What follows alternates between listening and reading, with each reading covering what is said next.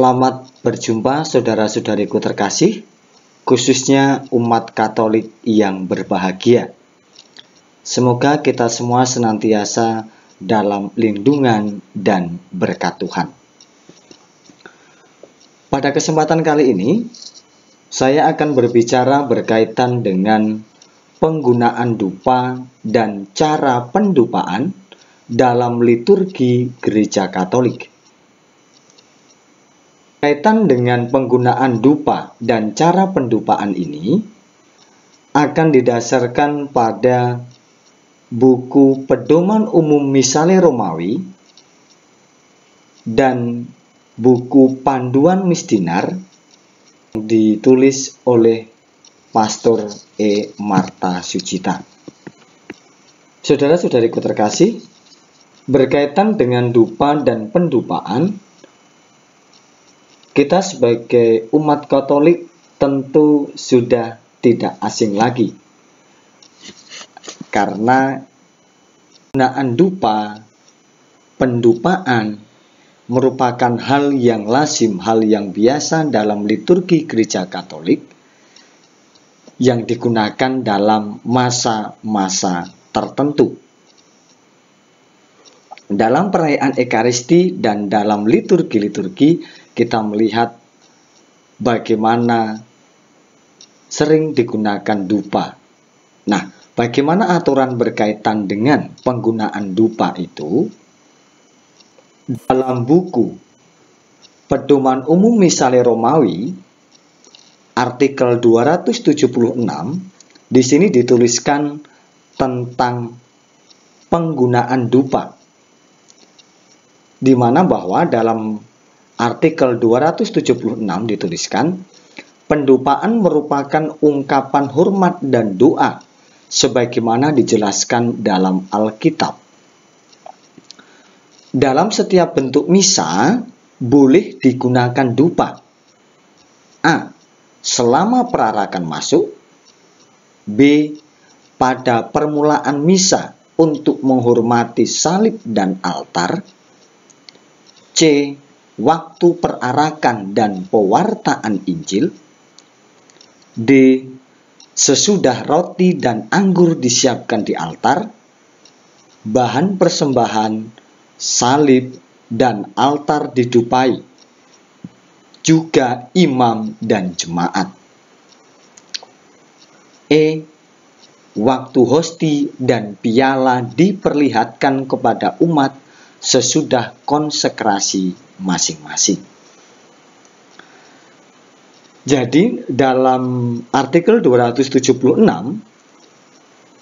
dari Pedoman Umum Missale Romawi ini menyatakan bahwa dalam setiap bentuk misa itu boleh digunakan dupa selama perarakan masuk, kemudian pada permulaan misa untuk menghormati salib dan altar, kemudian waktu perarakan dan pewartaan Injil, kemudian saat persembahan, yakni pendupaan untuk bahan persembahan sesudah roti dan anggur disiapkan di altar, salib dan altar, juga imam dan jemaat, imam dan umat.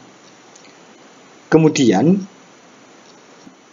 hosti dan piala diperlihatkan kepada umat sesudah konsekrasi. Artinya saat elevasi, yaitu hosti dan piala diangkat dan diperlihatkan kepada umat ketika konsekrasi. Nah, itu maksudnya yang dimaksudkan di sini. Ini berkaitan dengan penggunaan dupa. Artinya penggunaan dupa digunakan pada saat apa saja. Kemudian artikel 277 dari Pedoman Umum Missale Romawi di sini menjelaskan tentang bagaimana cara pendupaan tersebut. Dalam artikel 277 dikatakan bahwa sesudah mengisi pendupaan, imam memberkatinya dengan membuat tanda salib di atasnya tanpa mengatakan apa-apa.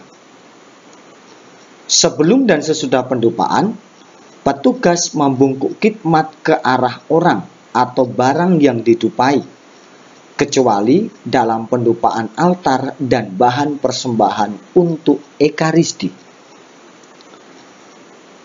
Pendupaan dilaksanakan dengan mengayunkan pendupaan ke depan dan ke belakang.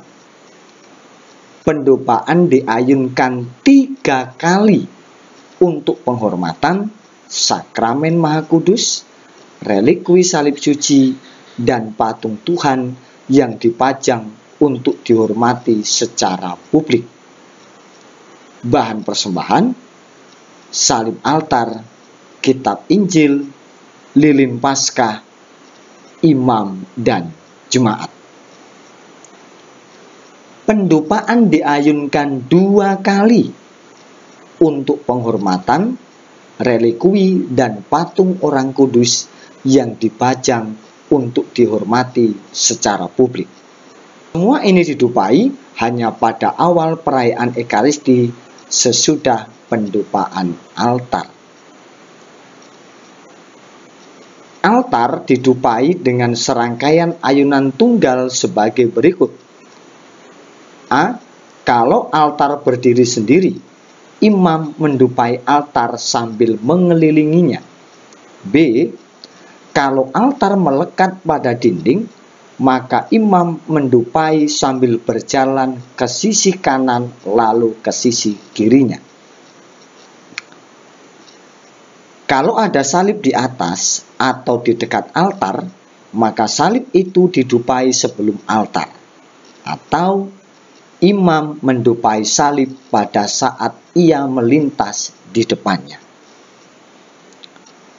Sebelum mendupai salib dan altar, imam mendupai bahan persembahan dengan mengayunkan pendupaan 3 kali, atau dengan membuat tanda salib dengan pendupaan di atas bahan persembahan. Demikian yang dikatakan dalam artikel 277 Pedoman Umum Misale Romawi tentang tata cara pendupaan. Kalau artikel 276 tadi berkaitan tentang penggunaan dupa. Pada artikel 277 di sini dikatakan berkaitan dengan tata cara pendupaan. Bagaimana tuh cara pendupaannya itu?